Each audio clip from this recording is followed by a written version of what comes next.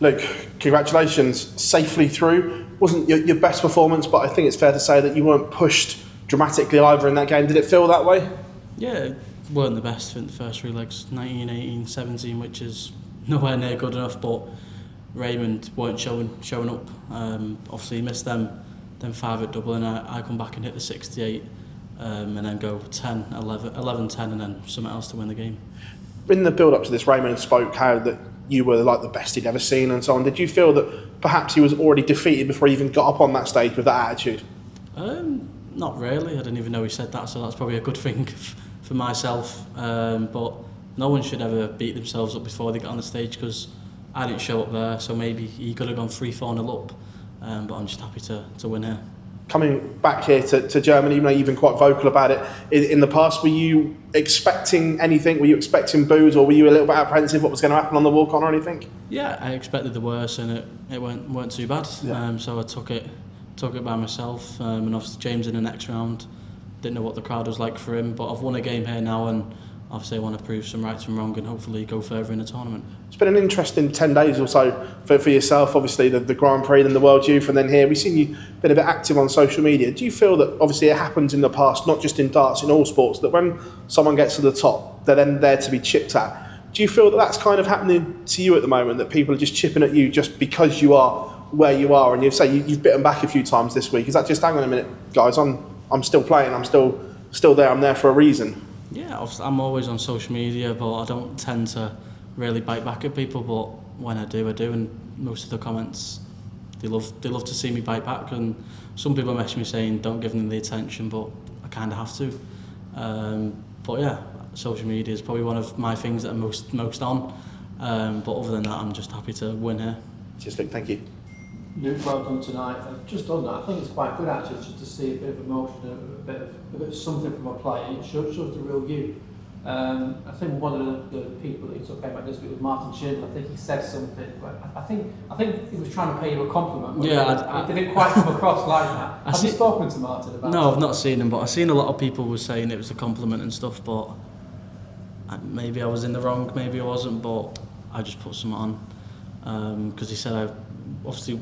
What did Willie do? Would he start for like a 105, 110 average and then couldn't keep at it?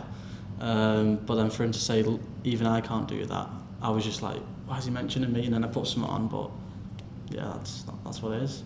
Well, the past few weeks as well, Phil mentioned you played the World Youth, lost out to Bo Breeze. You have some great words to say about Bo. She's going to be on the tour next year. I mean, you've known Bo Breeze a long time. Just how special is she? What can she do? We spoke to Darryl Gurney yesterday, and he said that if she commits herself to that, she could do what you're doing. Yeah, I think obviously I've known Bo for a very long time, and I think that's obviously the first victory she's had over me in a fantastic game. But even like Gian said, there was no eyes on him, so he just got his head down, and obviously he's made the Grand Slam for next year, and obviously everyone was looking at me and Bo. But brilliant game, and obviously there was one person on social media saying, why does Bo need to come onto the tour? And I replied, whatever I said, I can't remember, but she's good enough. Obviously Fallon's good enough, Lisa Ashton's good enough, everyone's good enough, but yeah, I think Bo's the real deal, and we are in trouble. We know the talk this week is about you potentially becoming the world number one. How big of an achievement would it to get to that point within 2 years? You're not a tour card anymore. Is it 22 months that you've had it? Yeah, obviously it's not been very long since I've been on the tour. I've looked on Sky Sports, it came up on my feed as I was scrolling down. I had a little look, but I can only beat what's in front of me. Obviously James Wade's next, and then potentially Luke if he wins his game, but I can't be looking too far ahead. But it's in sight, and I've just got to get my head down and win the next few games. You say that with a smile on your face, but it almost be more special to become the world number one rather than lift the trophy this week. Definitely. Obviously, whatever happens, but I can only beat what's in front of me. I can only play the board, and yeah, it's definitely in sight. And obviously my first win here, weren't comfortable, weren't the best, but hopefully I can kick on tomorrow. Thank you, Luke. Welcome tonight. Thank you. Luke, how difficult are games like tonight for you?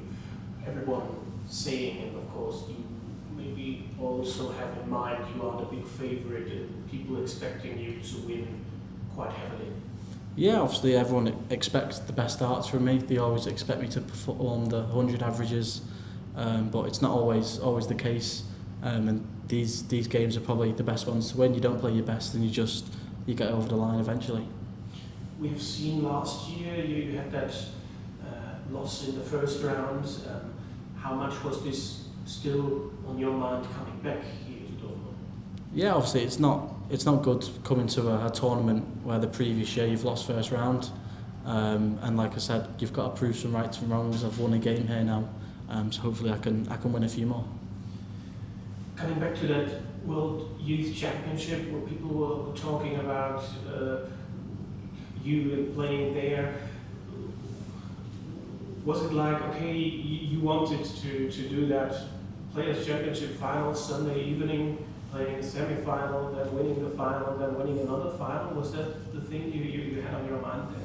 Yeah, obviously that's what I went there to do. I wanted to get to the final, but it wasn't to be. A brilliant Bo Greaves beat me in a fantastic game, and obviously the next day didn't play my best, and then on the Wednesday I went on and won the Pro Tour, and now I can go to mine just focusing on that one and not the youth. But still, you prefer playing on stage? Yeah, definitely. I don't think, obviously there's some players that perform really well on the Pro Tour and then get to the stage and don't play very well. But yeah, the main stage is definitely better than the Pro Tour. Excellent. Good luck for the rest of the tour. Thank you. One additional question to this social media topic. Why is it so hard for you to just leave these kind of idiots alone? Why do you pay so much attention to it?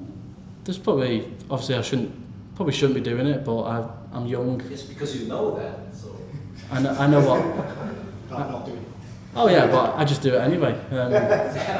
I'm young. I'm always on social media, and some people will be like, "Oh, it's getting to him," but I just laugh at it. Okay. Does it affect you deep? Not really. It shouldn't get that deep. So it's just fun for you? Yeah. All right. Especially with the Liverpool fans. And the Germans.